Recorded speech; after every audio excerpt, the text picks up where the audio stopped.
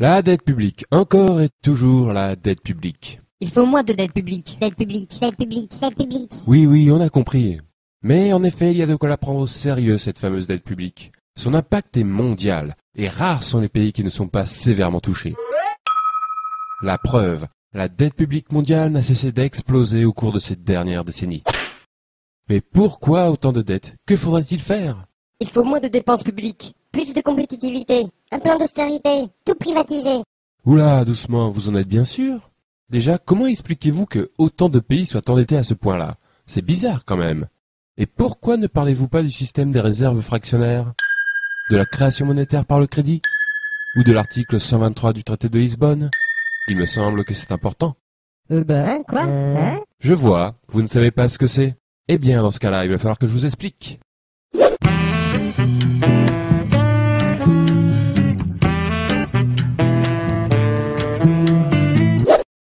L'économie, c'est comme une baignoire. La monnaie est son eau. La règle est de la remplir avec la bonne quantité. Ni trop, ni pas assez. Quand une économie est en croissance, c'est comme si la baignoire grossissait. Il faut donc rajouter de l'eau, c'est-à-dire créer de la monnaie. Donc une première question s'impose. Comment est créée la monnaie? Les robinets de l'économie, ce sont des banques très particulières, normalement publiques, que l'on appelle les banques centrales. Elles peuvent créer et détruire la monnaie à volonté, et donc remplir ou vider l'économie. La monnaie créée par ces banques s'appelle la monnaie centrale. Mais, petite astuce, il existe un deuxième robinet, constitué des banques commerciales, c'est-à-dire les banques privées. Cependant, ce robinet fonctionne d'une manière un peu particulière. Je vous explique. Lorsque l'on fait un emprunt dans une banque, la plupart des gens s'imaginent que la banque donne une partie de l'argent qui est dans ses coffres. Eh bien, pas du tout. La banque va en réalité créer l'argent qu'elle prêtera par une simple écriture comptable. Cet argent sera détruit au fur et à mesure que le prêt sera remboursé. Ce procédé se nomme tout simplement la création monétaire par le crédit.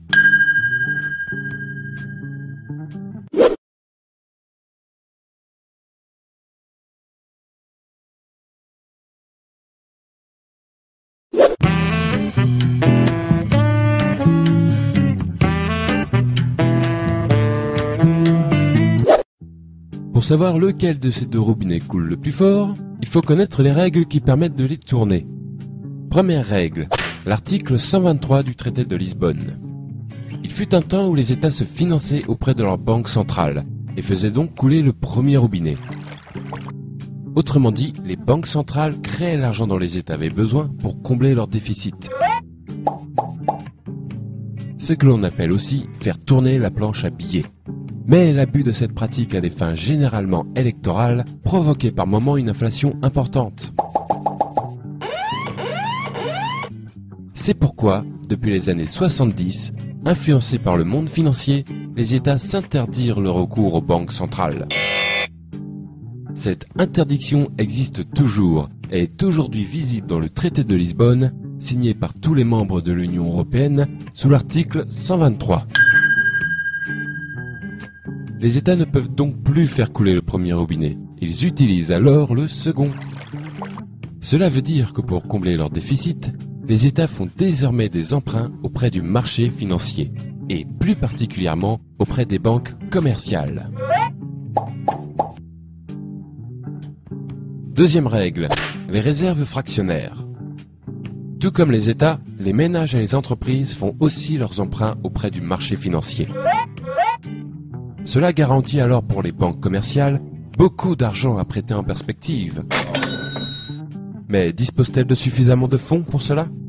A priori oui, car comme nous l'avons vu, les banques commerciales créent l'argent qu'on leur emprunte. Mais il existe une limite, que l'on appelle le taux de réserve.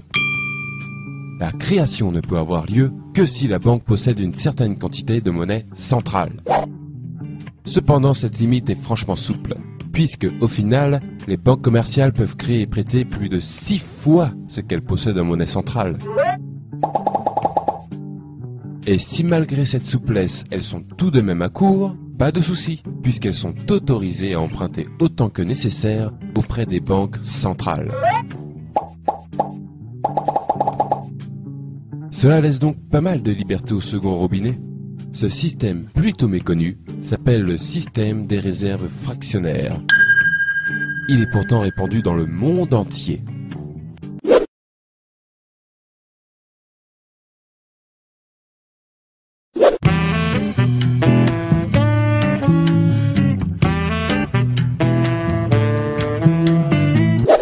Trêve de robinetterie, revenons à la baignoire.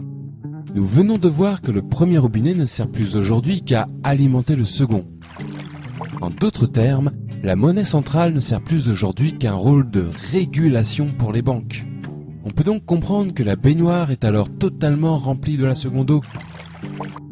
Autrement dit, la totalité de la monnaie en circulation prend désormais son origine dans les crédits accordés par les banques. En effet, l'essentiel de la monnaie est de la monnaie dite scripturale, c'est-à-dire de la monnaie issue du crédit. Or, il y a un problème avec cette eau. Elle s'évapore. Et oui, puisque la monnaie provient du crédit, elle disparaît quand ces mêmes crédits sont remboursés. Il faut donc sans arrêt refaire couler le second robinet pour garder la baignoire pleine. C'est-à-dire que les États, les ménages et les entreprises doivent sans cesse emprunter auprès des banques pour que l'économie fonctionne.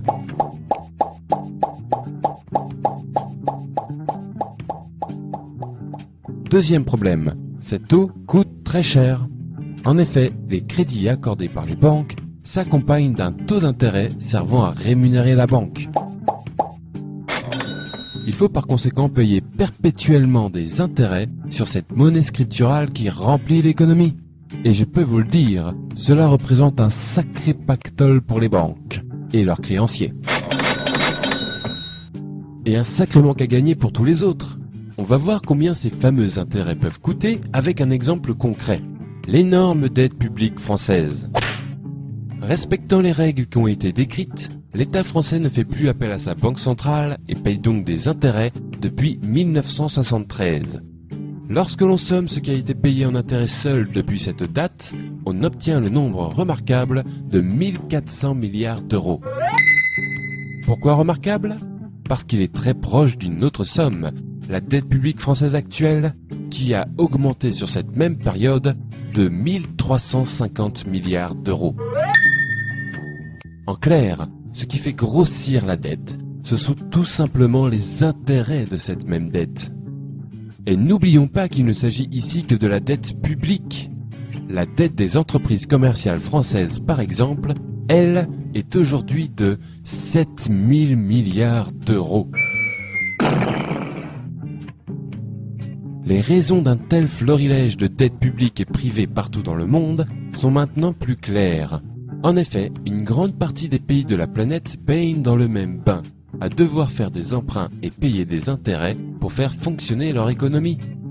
Pour rembourser ces emprunts et ces intérêts, il faut faire d'autres emprunts plus importants, qui amèneront d'autres intérêts plus importants aussi. On aboutit donc de cette manière à une dette qui se nourrit d'elle-même, et grossit, grossit, grossit, inévitablement.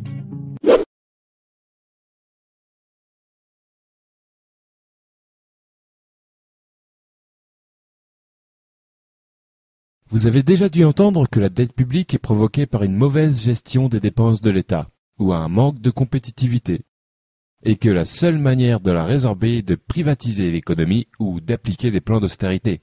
Eh bien, sachez que ce sont des conneries. Il est mathématiquement impossible de résorber l'ensemble des dettes publiques et privées sans aborder la question de la création monétaire par le crédit avec intérêt, puisqu'elles en sont les causes naturelles.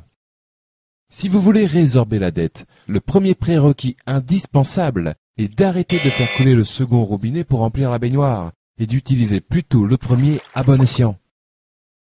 C'est-à-dire limiter le pouvoir de création monétaire aux seules banques centrales. C'est le seul moyen d'obtenir un système monétaire qui n'auto-alimente pas sa propre dette. Il y a une quarantaine d'années, les États se sont interdits l'accès à leur banque centrale sous prétexte que le premier robinet était parfois utilisé de manière abusive. Nous sommes arrivés aujourd'hui à la situation inverse, où le premier robinet manque cruellement et un autre l'a remplacé, remplissant l'économie de dettes impossibles à rembourser. Tout cela, ne l'oublions pas, au profit des grandes banques et de leurs créanciers.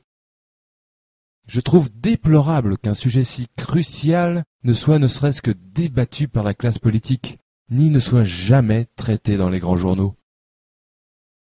Merci de votre attention.